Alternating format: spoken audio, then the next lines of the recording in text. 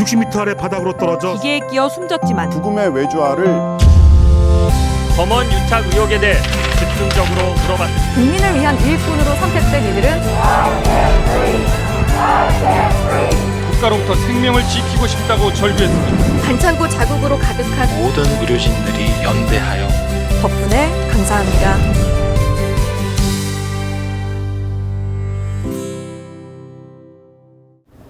시청자 여러분 안녕하십니까. 프리한 양방향 소통 유튜브 라이브 뉴스프리 데스크의 아나운서 김민호입니다. 안녕하세요. 성지영 기자입니다. 코로나 확산이 심상치가 않습니다. 네, 맞아요. 이 와중에 의사협회와 보건복지부가 회동을 가졌죠. 네, 긴급 회동을 가졌는데 조금 전에 소식이 들어왔는데 네. 입장차를 좁히지 못했다고 합니다. 의협은 의대 정원 확대에 반발해서 지금 26일부터 28일까지 원래 제2차 총파업을 예정을 했는데 네. 예정대로 지금 강행하겠다는 방침이라고 합니다. 네, 코로나 관련된 소식은 조금 네. 이따가 또 자세히 다뤄드리고요. 345분과 함께 오늘 한번 출발해 보도록 하겠습니다. 네. 많이 오셨는데 네, 댓글. 이사나님 오늘부터 2주간 재택근무 들어가게 됐어요. 아, 네.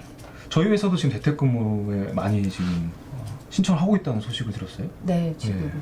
안 그래도 좀 코로나 상황이 심상치 않아서요. 재택근무 네. 가능한 부서 같은 경우는 지금 우선 신청해서 하고 있습니다. 네. 이산유님이 오늘 백화점 매장에서 일하는 저희 누나가 어떤 고객에게 뺨을 맞고 폭행을 당했습니다. 제보 전화로 일단 오. 제보를 해주십시오. 저희 예. 홈페이지에 제보란도 있고요. 784-4000번으로 전화하시면 제보 전화도 있으니까 꼭 제보해주세요. 무슨 애단유님 일인지. 저희 애청자님이신데 네. 저희가 힘 닿는 대로 한번 도와드릴 수 있도록 노력을 해보겠습니다. 네.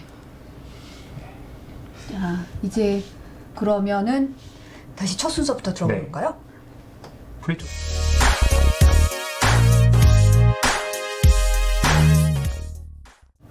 네, 프리 초대석. 오늘 왜 이렇게 당황하고 네. 프리 초대석 시작해 보겠습니다. 네. 익숙한 얼굴 두 번째 출연입니다. 이지호 영상기자 나왔습니다. 네. 안녕하세요. 반갑습니다. 네. 혹시 저번에 나왔을 때 유튜브 홍보가 잘 안 됐던가요? 왜 또 나오신 거예요? 이거 뭔가 약간 꿍꿍이가 있어 보이는데. 오늘 사실은 저희가 이제 언제 끝났나 했는데 장마가 사실 끝났고 사실 장마 때 이번에 비가 너무 많이 와서 수해 현장이 많았거든요. 네. 그래서 이 발로 뛴 기자들의 이제 땀내나는 현장을 저희가 들려드리려고 하는데 우선 영상 준비했으니까 영상부터 보시고 함께 얘기 나눠보시죠.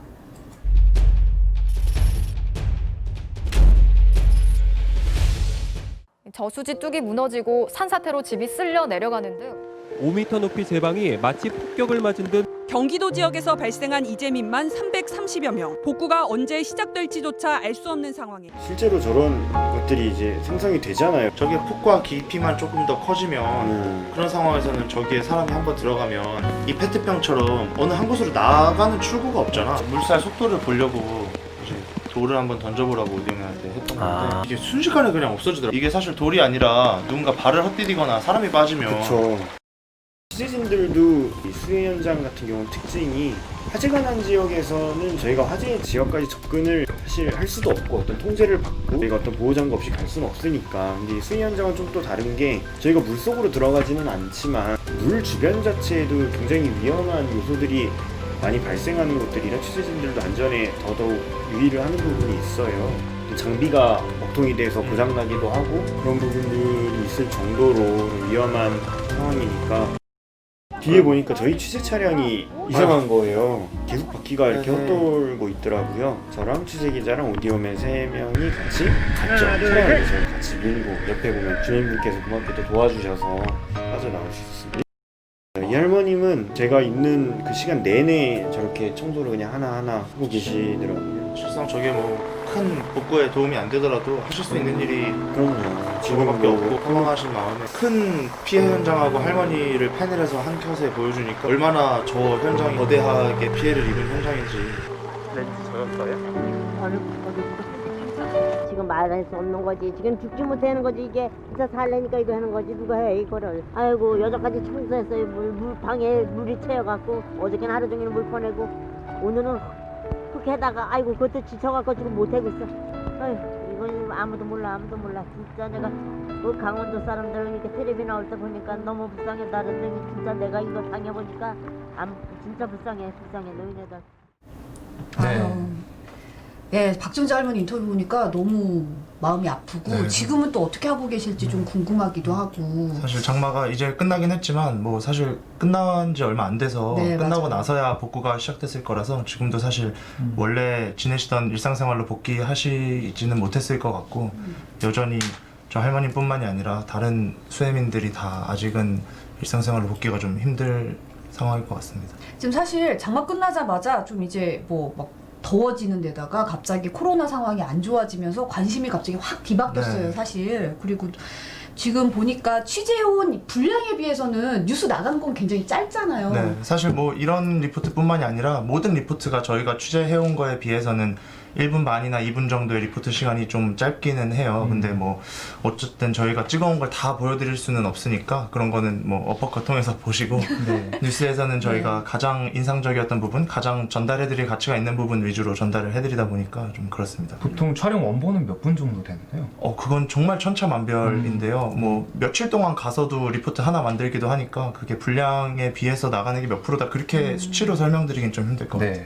기껏 취재해 와도 좀 뭔가 이렇게 또 아이템에 따라서 그 부분이 나가기가 좀 매끄럽지가 못하면 생략되는 부분도 있고 그렇죠. 사실 취재 네. 기자들도 되게 아까운데 또 못 쓰는 네. 그런 인터뷰도 있고 그렇긴 해요. 네. 취재를 하는 과정에서 기존에 생각했던 사항하고 좀 다른 팩트가 발견된다거나 하면 그렇죠. 뭐 그대로 뉴스에 내보낼 수는 없으니까 뭐 네. 취재를 갔다 와서도 못 나가는 아이템들도 있죠. 네, 시청자분들은 이제 리포트 하나를 보게 되시는 건데 한 1분 30초 분량이 그 뒷면에는 엄청난 이제 원본 영상들이 남아 있다는 거 한번 기억하시고 보시면 좀 더 감회가 남다를 것 같습니다. 아까 보니까 카메라 이렇게 렌즈를 뭘로 계속 닫고 있던데 그게 이제 비가 맞으면 안 돼서 그런 건가요? 비를 맞으면 안 되는 것도 당연하고 네. 그리고 화면에 계속 렌즈에 물이 젖어 있으면 시청자들한테는 그게 렌즈만한 크기가 아니라 이만한 TV로 보실 때 화면 전체가 되게 답답하고 잘 안 보일 거잖아요. 그렇죠. 그래서 저희가 그 화장실에 있는 그 손 닦는 타올 있잖아요. 그걸 한 이만큼 정도씩 가져가서 그게 제일 잘 닦여서 그걸로 많이 닦고. 전용 천이 있는 게 아니군요. 없어요. 그러니까 평소에는 안경 닦는 천 같은 그런 융을 들고 다니는데 예. 그게 비를 잘 닦아내지는 못하다 보니까 뭐 그냥 휴지나 뭐 키친타올 그런 걸 가져가서 닦게 되고 레인 커버라고 저희가 이렇게 비닐로 이렇게 싸잖아요. 만들어진 걸로 네. 싸는데 이 정도로 폭우가 오는 현장에선 사실 그게 크게 그것만 믿고 취재를 할 수는 없는 상황이거든요. 네. 그래서 뭐 옆에서 우산을 씌워준다든지 철저하게 카메라 위주로 뭐 카메라 아니면은 위주로 본인 기자들은 이제 비를 맞더라도 오디오맨들이 가끔 이렇게 같이 씌워주려고 하면 나는 됐고 카메라 씌우라고 카메라 항상 뭐 아니면은 찍는 곳이라도 최소한 처마 밑에서 찍는다든지 뭐 그런 현장에 따라서 그런 식으로 조금 더 신경을 쓰죠. 장비는 방수가 안 되나요? 그러니까요. 저도 요새는 이 요만한 것도 핸드폰도 그렇고 요만한 카메라들도 다 방수가 되는데 네. 저 고가의 장비가 왜 방수가 아직도 안 되는지. 근데 상황에 따라서는 그냥 렌즈에 비가 맞는 장면도 약간 의미가 있을 것 같은데 그런 적은 없었어요? 뭐 그런 그렇게 하여튼 폭우 관련된 리포트에서 뭐 비가 내일 이만큼 많이 올 예정이다 뭐 이런 거에 그림을 찍을 때는 뭐 의도적으로는 아니지만 어쩔 수 없이 차도 같은 데다가 이렇게 땅바닥에다 놔두고 카메라 찍으면 막 물이 튀고 하는 영상이 있긴 있죠. 그런데 계속 그것만 보여줄 수는 없으니까 네, 사실 네, 네. 그런 것도 있고 장비가 그러다 보면 고장 나기도 하고 그럴 것 같아요. 네, 버튼 하나씩 뭐 안 눌리는 경우도 있고 이 찍어야 되는 상황에서 렉 버튼 안 눌리면 정말 당황스럽거든요. 그러니까 뭐 최대한 비 안 젖게 물 안 닿게 그렇게 신경을 써서 취재를 합니다. 네. 아까 영상에서도 좀 나왔지만 여러 다른 재난 현장과 달리 수해 취재 현장이 좀 다른 점이 있다면 어떤 게 있나요? 뭐 사건 사고 범죄 현장이라든지 화재 현장이라든지 이런 데를 가면 경찰분들이나 소방분들이 이렇게 라인을 치거든요, 폴리스 라인을 현장에. 마치죠. 네. 그럼 일단 저희가 어디까지 가도 되고 어디서부터 가면 안 되는지를 저희가 판단할 필요 없이 그분들이 쳐놓은 폴리스 라인을 기준으로 저희가 그 밖에서 취재를 할 수 있는데 네. 수해 현장은 사실 딱 현장이라는 게 정해진 게 아니라 이곳도 그렇고 저곳도 그렇고 모든 곳이 다 위험천만한 곳들이라서 그 현장에서 저희가 어디까지 접근을 하고 어디서부터는 좀 자제를 해야 될지를 오롯이 현장에 가 있는 현장 기자들이 다 판단을 해야 되는 거거든요. 근데 찍다 보면 조금 몇 발자국만 더 가면 더 좋은 그림이 나올 수 있을 것 같은데 이런 욕심이 생겨요. 어쩔 수 없이. 근데 물이 한 무릎 정도 높이 차 있을 때 이게 무릎 정도 높이니까 들어가도 될 것 같은데 하고 들어가고 싶은 욕심이 생기기도 하거든요. 근데 이게 이 흙탕물 밑에 뭐가 있는지 사실 모르죠. 모르는 거잖아요. 네. 도랑이 전선이 있을 수도 있고 전선이 있을 수도 있고 뭐 하수구 맨홀 뚜껑이 열려 있는 경우도 실제로 있었고 그렇기 때문에 네, 그런 현장에서 어떻게 저희가 접근을 해야 될지를 고민하는 게 다른 재난 현장과는 좀 다르고 저희가 고민을 많이 하게 되는 부분입니다. 네. 아까 영상에서도 이렇게 돌 던지니까 확 사라지고 그러니까요. 그 물살이 너무너무 빠르더라고요. 네, 그게 원래 이제 돌을 옆에서 오디오맨 분이 던지면 그거를 따라서 그 속도를 펜을 해서 찍으려고 했던 건데 아, 제 시야에서도 사라져 버려가지고 이걸 카메라로 따라가는 거는 불가능했고 그거를 이 카스테라를 만든다고 슬로우 모션으로 보니까 그 어떻게 따라간지 동선이 보였던 거지 실제로는 그 현장에서는 던지자마자 재면에서 사라져서 그럴 정도로 물살이 셌던 네네 거죠. 정말 위험한 현장이구나 다시 한번 느꼈습니다. 그리고 사실 거기 사시는 분들은 지형지물을 아니까 여기 가면 뭐가 있고 이런 걸 알지만 사실 처음 가보는 현장인데 뭐가 있는지 모르는데 이제 어떻게 됐는지 모르니까 또 당황할 수도 있을 것 네, 같아요. 그래서 이런 현장에서 취재할 때는 최대한 보수적으로 접근을 하는 게 맞다는 교육을 계속 받고 그런데도 또 현장에 가면 더 욕심이 욕심이 나잖아요. 생기니까 네, 그래도 자제해야죠. 저도 네, 계속 안전이 보내면서. 제일입니다. 네. 맞아요. 예. 어쨌든 이런 악조건 속에서 어떻게든 좋은 영상을 만들기 위해서 이제 발 먹고 뛰실 텐데 고충이 되게 많으실 것 같아요. 평소에 그럼 이런 현장에 가기 위해서 또 따로 준비하는 것도 있는가요?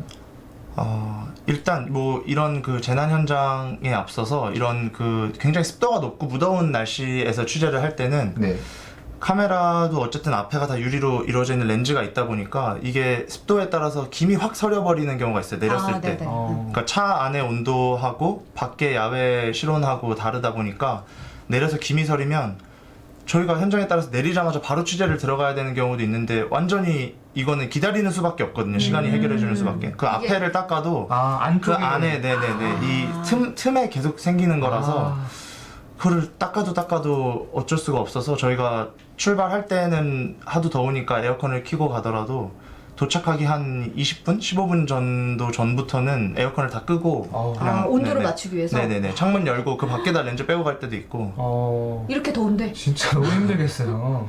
그런 거를 사실 잘 그런 거에 대해서 이해가 없었던 같이 취재 기자랑 갈 때는 왜 이렇게 더운데 에어컨을 안 틀고 가는 거냐 물어볼 때도 있고 그래서 하여튼 그 안에서는 땀이 좀 나더라도 어쨌든 내리자마자 해야 될 것 같다고 판단이 드는 상황이면은 그렇게 준비를 해서 가는 편이에요.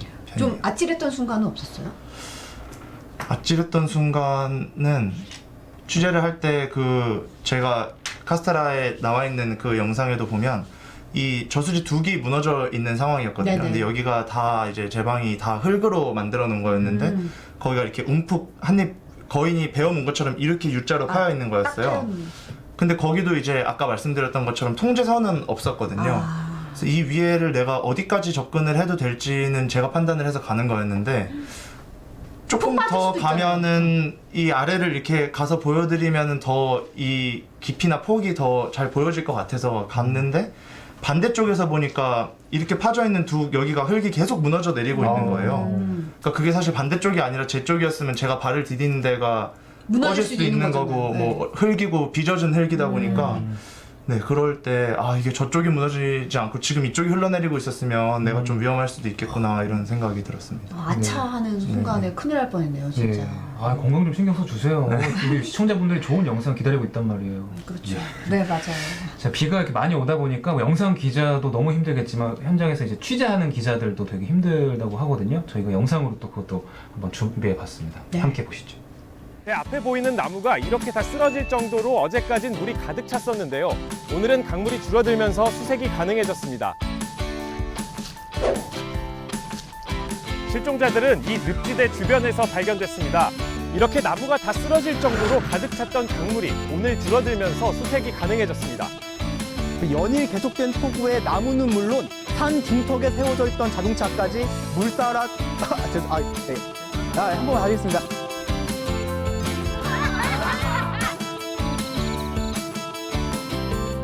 이 벤츠는 원래 이 정자 앞에 있던 것인데요. 이 정자는 원래 죄송합니다. 벤츠인데 한 번만 정리하고 물살이 굉장히 세졌기 때문에 물 한 번을 타지 못하고 무척 보트를 타고 들어가고 있습니다.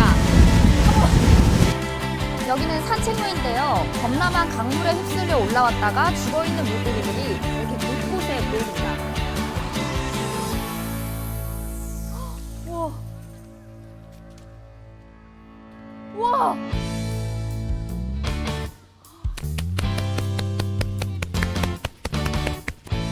지금 보시는 제 뒤에는 원래 저수지 둑이 있었는데요. 폭우에 불어난 물을 견디지 못하고 무너져 이렇게 뻥 뚫려버렸습니다. 이렇게 뻥 뚫려버렸습니다. 뻥, 뻥, 뻥 뚫려버렸습니다.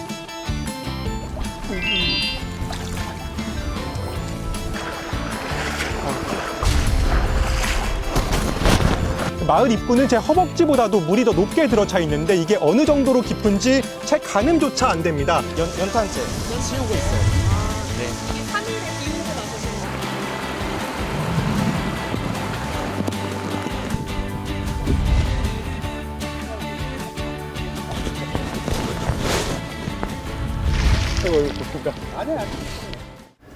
네, 기자들도 고생이 많았습니다. 요즘 또 폭염이 기승인데 이재민 분들 아무쪼록 피해 잘 극복하시고 힘 좀 냈으면 좋겠습니다. 우리 이 기자도 현장 취재하시면서 소회가 좀 있으실 텐데 짧게 좀 부탁드릴게요. 네, 이게 현장에 도착하면 저희도 뭐 고생스럽고 물론 힘들지만 사실 저희가 현장에 갔을 때 저희가 힘든 티를 많이 내색을 할 수가 없는 게 누구보다 힘든 건 현장에서 수해를 입으신 이재민 분들이거든요. 네. 그래서 뭐 저희가 힘든 거는 좀 열심히 할 테니까 괜찮습니다. 근데 그분들이 얼른 하루빨리 복귀하시고 일상생활을 다시 누릴 수 있으셨으면 좋겠습니다. 네.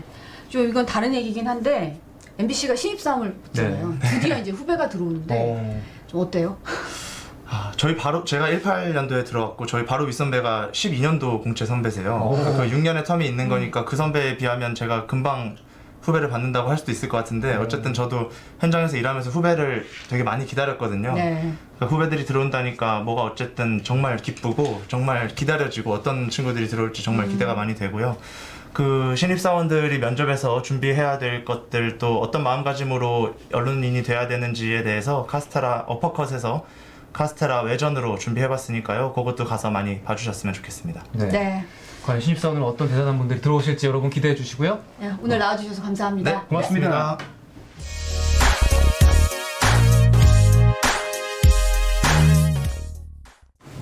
큐시트 산책에 노재필 기자 나오셨습니다. 네. 어서 오십시오. 안녕하십니까. 네.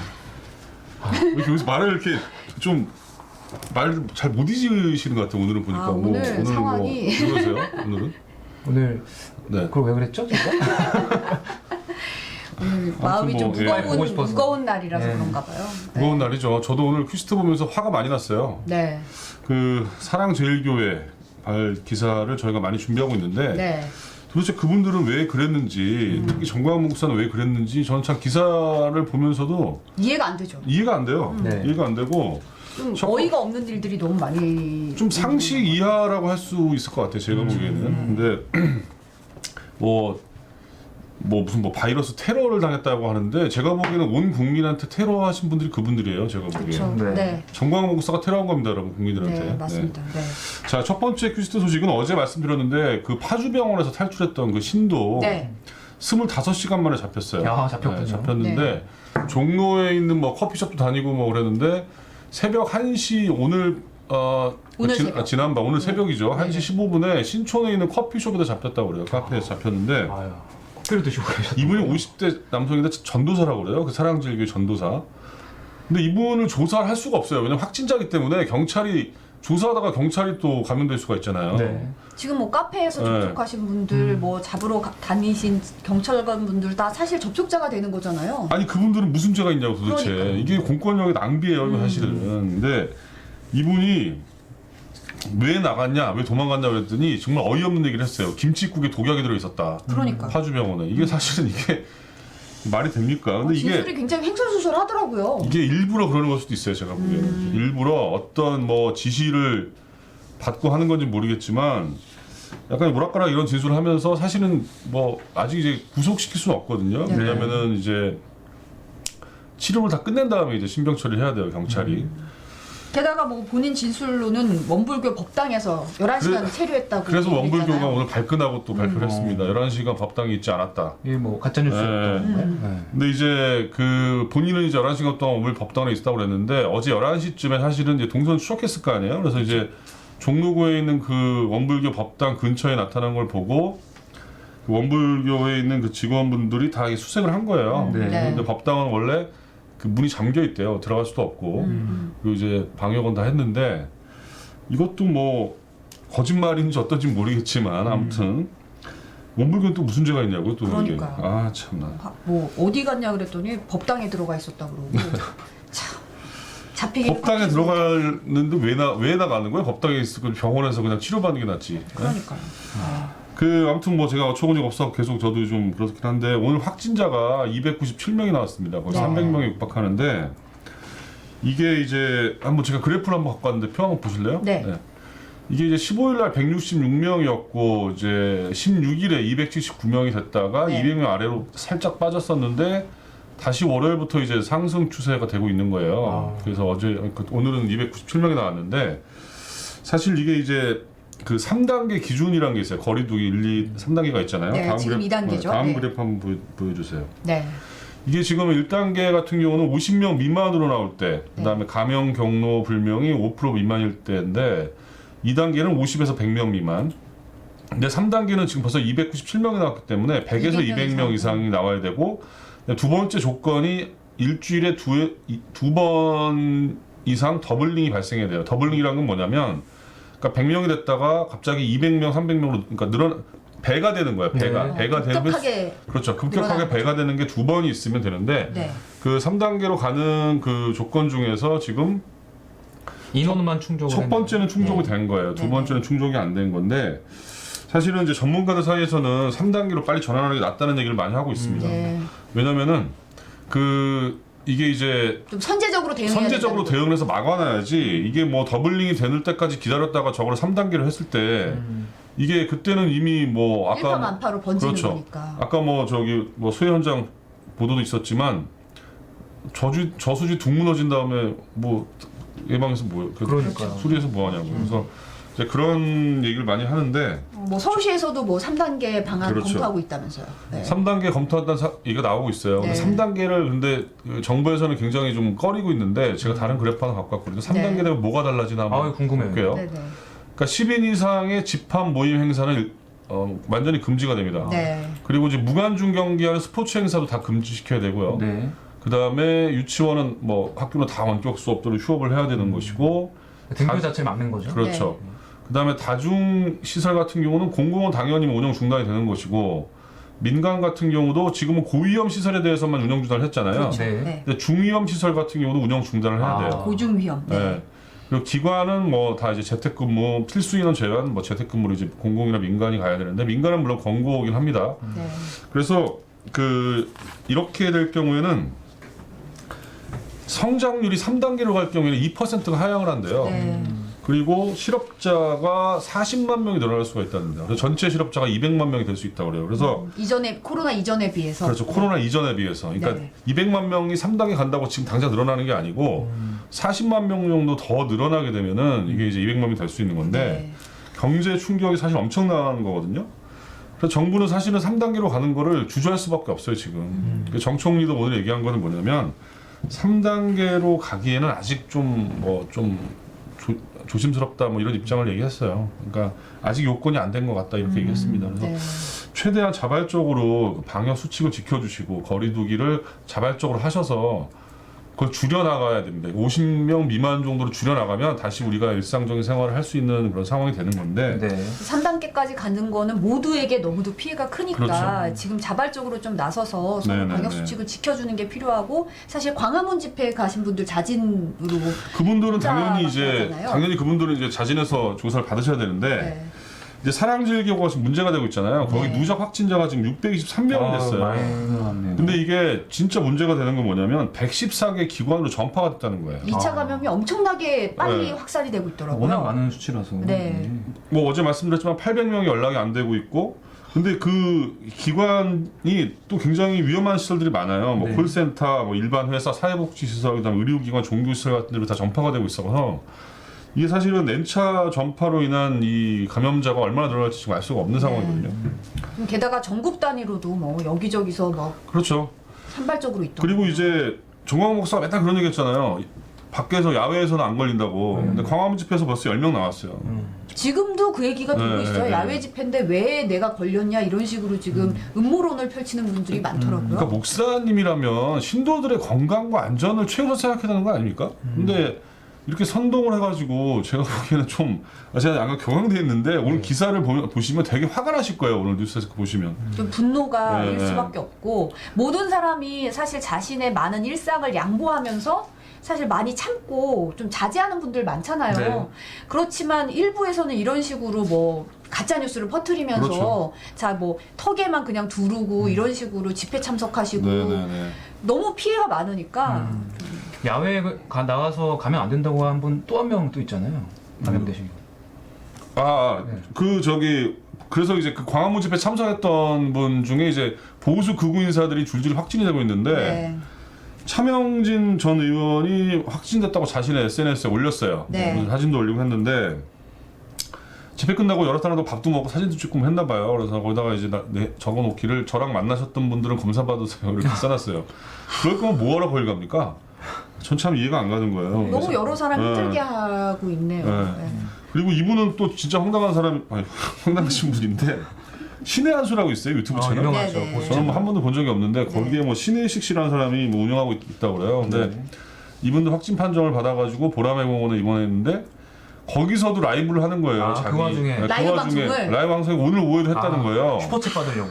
근데 이걸 당연히 간호사나 의료진들이 하지 말라고 할 거 아니에요. 치료받을 그렇죠. 사람이 와가지고 네. 그러고 있으니까. 네. 그랬더니 거기서 또 뭐 항의를 하고 뭐 이랬다는데 아 이런 분들은 참. 근데 이게 계속 문제는 뭐냐면 이런 분들이 유튜브에서 계속 음모론을 얘기하고 있는 거예요. 네. 그 음모론 뭐라고 그랬냐면 제가 워딩을 가져왔는데 왜 특정 집단만 조사하나 청와대 서울시도 조사해라. 우파들은 죄다 격리시키고 이낙연 의원은 막 돌아다니게 한다. 서로 기준이 다르다. 개판 5분 전에 내렸다는데 이게 정말 어처구니가 없어요. 제가 바이러스의 좌파 우파가 어디 있습니까? 그렇죠. 제가 무슨 이렇게 말이 이렇게 나오려고 하는데 차마 말을 못 하겠어요. 지금. 속 시원하게 한번 해주시죠. 저는 좀 못 하겠어요. 유튜브니까요. 네네. 저는 신의 한 수가 아닙니다. 저는. 네, 아무튼 이분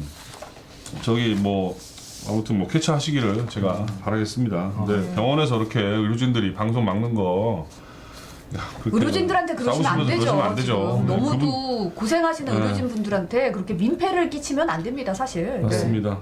자, 오늘은 또 저희가 단독 기사 많이 준비되어 있는데 네. 그 최경재 기자가 8.15 집회 당시에 동원됐던 버스를 취재했어요.